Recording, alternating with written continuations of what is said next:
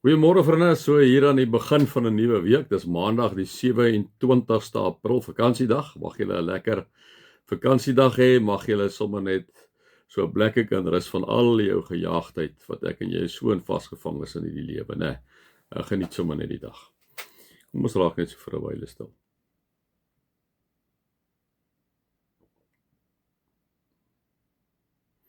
Here, dankie vir sommer net so 'n lekker nuwe dag waar ons weer ons wiele kan pomp. Here, die jou lewe met al sy uitdagings en sy gejaagdheid en sy spanning kan ons baie keer onder.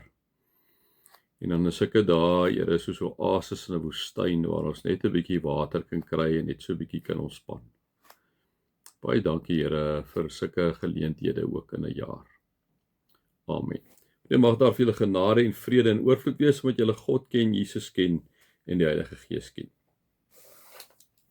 Vriende, ons is baie amper klaar met 2 Timoteus. Ons is nou by 2 Timoteus 4. Paulus, weet julle nou al teen die tyd pastorale brief wat hy aan Timoteus skryf. Hy praat van Timoteus as sy geliefde seun.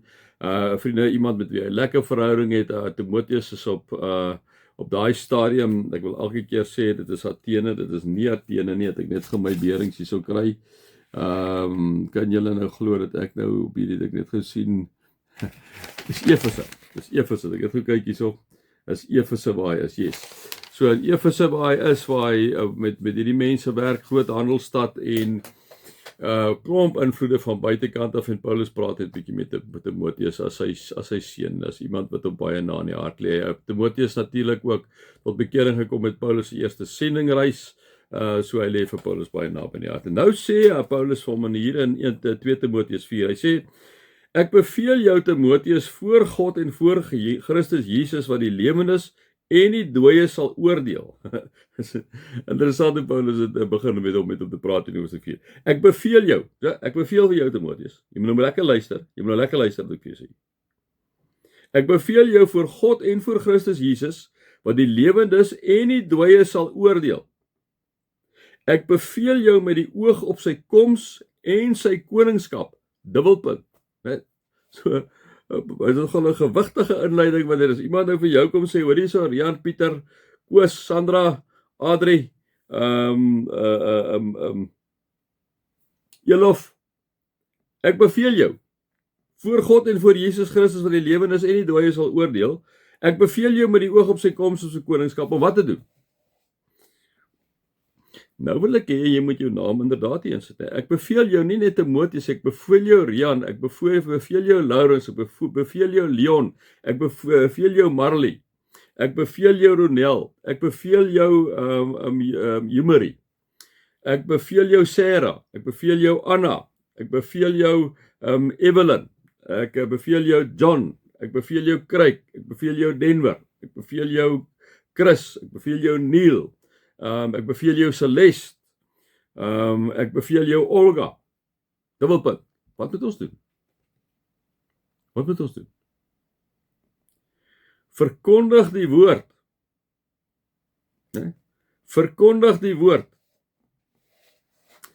En dan gaan hy dit en sê hoe dit moet wees. Maar verkondig die woord. Vriende, ek en jy moet die woord ken. Daarom lê ek so baie klem op myself daaroor, my verantwoordelikheid wat ek baie keer versaak, en jou verantwoordelikheid wat jy ook baie keer versaak. Ons kan dit nie meer bekostig nie. Ons moet weet wat in die woord staan.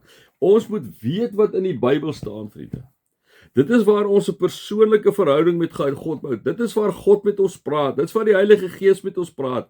Daarom kom sê hy, die hele skrif is deur die Heilige Gees geïnspireer, het ons gister vir mekaar gesê het. As hy uitvoer sê dit het groot waarde om in die waarheid te onderrig, dwaling te bestry, verkeerdhede reg te stel en 'n regte lewenswyse te kweek. Dit is so belangrik. Verkondig die woord, waar jy ook al is daarso. Vriende, ons is deur baie van ons moslimpelle en is dierbare mense. Maar jy moenie bang wees om die woord te verkondig nie. Natuurlik met liefde, natuurlik met sensitiwiteit.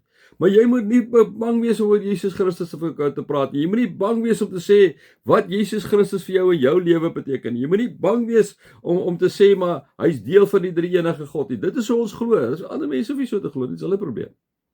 Jy hoef nie uit te gaan afkraak in sy godsdienst. Jy moet net sê wat jy glo.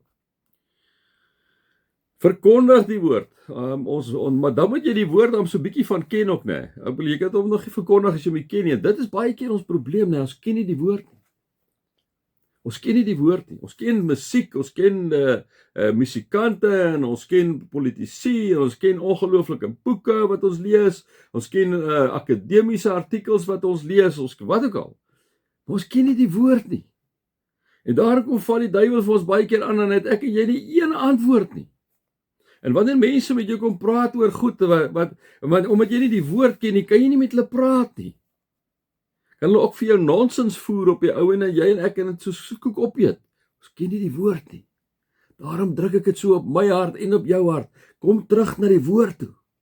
Verkondig dit tydig en ontydig, kom sê Paulus vir Timoteus. Weerlê, bestraf, bemoedig deur met alle geduld onderrig te gee.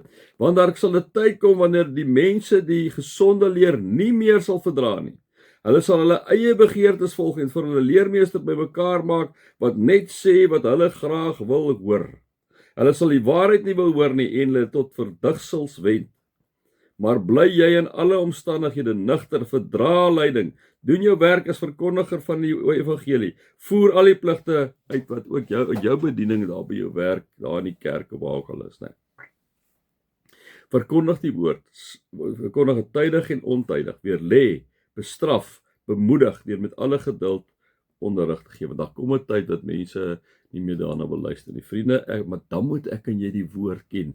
Ek en jy moet die tekste ken. Ons moet 'n punt daarvan maak en dit is 'n uitdaging vir my en is 'n uitdaging vir jou. Ons het hierdie week in die selgroep daar weer gepraat. Ons het verlede week, met 'n pel van my het ek verlede week dieselfde ding gehad. Ek sê ek sukkel ook daarmee en dit is omdat ek en ons nie prioriteit maak daarin om met die Here in die woord te gaan sit en te gaan luister en 'n verhouding met hom te bou, ook wat hierdie betref. Paulus sê dit, om help ons wanneer hy met Timoteus praat, sê, hoor hierso, tydig en ontydig moet jy die woord verkondig, en tydig met ontydig moet ons met die woord omgaan, sodat ons kan hoor wat die Heilige Gees vir ons sê. Mag julle God se liefde ervaar, Jesus se genade ervaar en die Heilige Gees se teenwoordigheid ervaar.